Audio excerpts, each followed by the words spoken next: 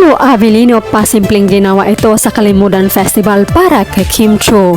Kalendar na aktres ilagay nga sa room niya.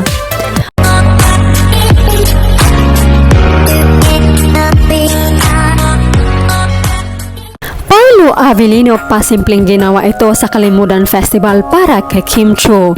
Kalendar na aktres ilagay nga sa room niya. Bumilieve naman ang netizen sa ginawa ni Paulo Avellino na pinatunayan niya kung gaano nito kamahal si Kim Chiu, na kahit endorsement na ng aktres ay pinopromote. Naging guest si Paulo Avellino sa Kalimudan Festival 2024. Ayon sa aktor, may mga nag-inuman na ba dito kahapon, bukas, mamaya. May mangilan-ngilan. Kaya saan ng netizens gustong i-promote ang iyong tanduay. Daming tao dyan, mga anak ko, nood sila. Mahal talaga ni Paulo si Kim kahit sa kanta lamang napopromote niya ang commercial ni Kim. Sweet mo, Pao. Parang gustong sabihin ni Pao, tanduay inumin niyo. Iba ka talaga, Pao. Relate mga songs mo kay Princess Chinita. Sa kabilang banda, inobliga si Paulo Avellino na ilagay sa kwarto nito ang sexy calendar ni Kim. Kaaliw ang mga comment ng mga Kim Pao fans sa pasorvin na Ray Pumaloy sa Aminin show nila.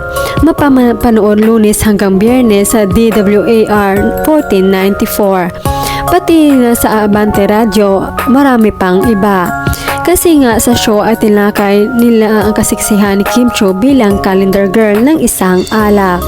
Ang tanong nga nila, tingin ba nila ay saan mas magandang ilagay ni Paulo Avellino ang naka-frame na kalendar ng sexy photo ni Kim? At ito ang mga sagot nila. Sa room ni Paulo dapat ilagay ang poster o kalendar ni Kemi. Dapat kada sulok ng bahay ni Paulo may kalendar ni Kim. Sa tapat ng bed ni Papi para kita niya kapag nakahiga siya, so hot ni Kemi.